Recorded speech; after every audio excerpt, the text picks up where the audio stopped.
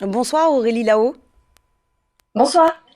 Vous êtes maître de conférences en sciences de gestion à l'Université de Lille. Vous êtes une spécialiste de la grande distribution.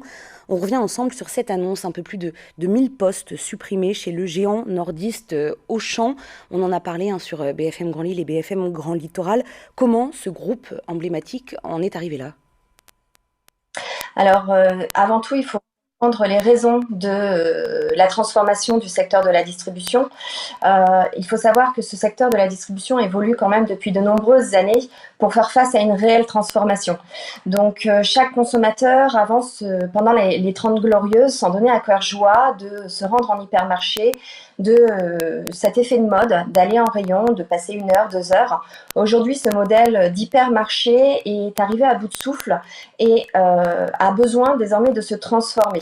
Donc il y a plein de raisons qui peuvent expliquer cela. Donc il y a notamment l'arrivée d'Internet, des nouvelles technologies, du e-commerce. On a également le drive, la livraison à domicile, mais c'est surtout le comportement du consommateur qui évolue beaucoup ces dernières années, puisque le consommateur cherche aujourd'hui à manger sain, manger bio.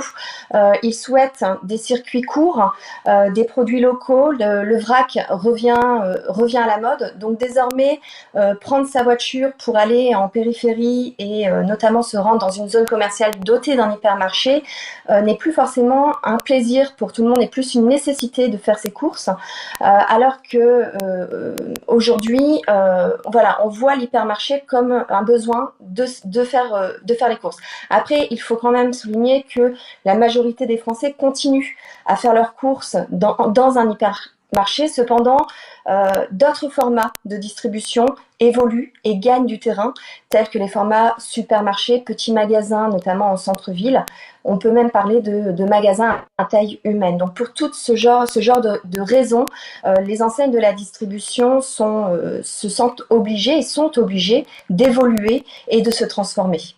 Alors justement, Aurélie Lao, spécialiste de la grande distribution, qu'est-ce que ces grands groupes peuvent faire pour s'adapter à cette nouvelle demande que vous venez de nous présenter? Alors aujourd'hui, l'apparition d'Internet, le taux d'équipement en outils informatiques dans les foyers français ont poussé ce secteur à muter. Les individus aujourd'hui peuvent acheter très facilement en ligne, que ce soit au niveau national, mais même à l'étranger. Donc cette mutation a débuté il y a quand même de nombreuses années et les changements doivent être fréquents dès le début. Donc aujourd'hui, étant moi-même responsable d'une formation d'une licence professionnelle Distrisup, où on forme les managers de la distribution, cet impact du digital est pris en compte. Donc tout cet environnement en transformation nécessite de nouveaux métiers et notamment en distribution. Mais très concrètement, on vire des caissiers, des hôtes et des hôtesses de caisse pour les remplacer par des ingénieurs en informatique, c'est ça? Alors, un métier pour un autre, je ne saurais pas vous dire, moi, d'un point de vue de l'enseigne de Auchan. C'est vrai que dernièrement, on a pu voir apparaître des tests de magasins sans hôtes et sans hôtesse de caisse. Alors, pour rassurer quand même, c'est quand même très loin se généraliser. Il faut déjà que le client l'accepte, que les consommateurs veulent ce type de magasin sans contact humain. Le contact humain reste très privilégié par les consommateurs. Et aujourd'hui, ces magasins sans hôte et sans hôtesse de caisse, aujourd'hui, les clients ne sont peut-être pas encore prêts à ce genre de choses.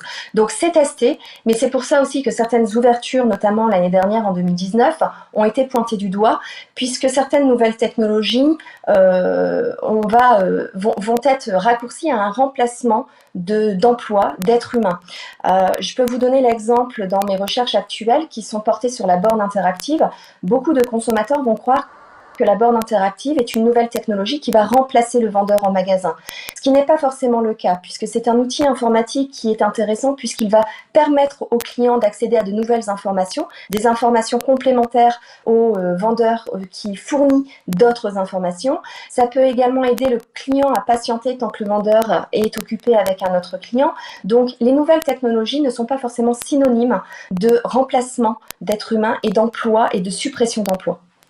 toute cette transformation que vous venez de nous présenter, Aurélie Lahaut, spécialiste de la grande distribution, toute cette transformation du secteur de la grande distribution, on imagine bien qu'avec l'arrivée du Covid, l'arrivée de la crise, ça a encore plus chamboulé ce modèle. Ça a changé quoi concrètement ? Alors le contexte sanitaire qu'on a pu vivre ces derniers mois a fortement impacté beaucoup de secteurs, pas uniquement le secteur de la distribution, et a accéléré certains comportements chez des individus. Et on a même parfois créé, c'est-à-dire que les individus, je vous donne un exemple, un individu peut être totalement réfractaire au drive ou ne s'était jamais fait livrer à domicile ses courses.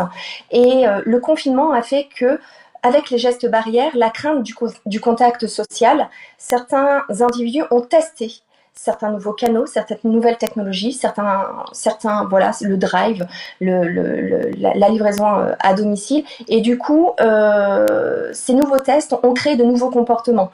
Donc, après le confinement, ces comportements ont pu être conservés sans pour autant revenir à la source, à aller en hypermarché ou en supermarché, mais ce contexte sanitaire a fortement accéléré une mutation dans le secteur de la distribution et a accéléré certains comportements chez le consommateur.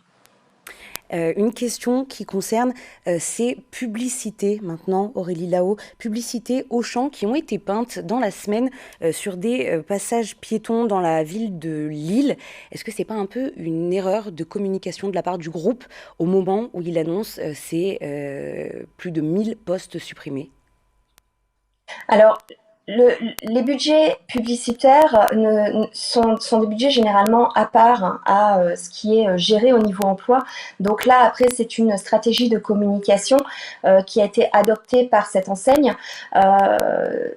Toute la communication, tout le marketing reste omniprésent, quel que soit le contexte, qu'il soit sanitaire ou le contexte sociétal. Et on doit continuer, chaque société, étant donné qu'on est dans un marché extrêmement concurrentiel, chaque société, chaque PME doit continuer à investir dans le marketing et dans la communication pour se faire connaître, puisque c'est extrêmement concurrentiel.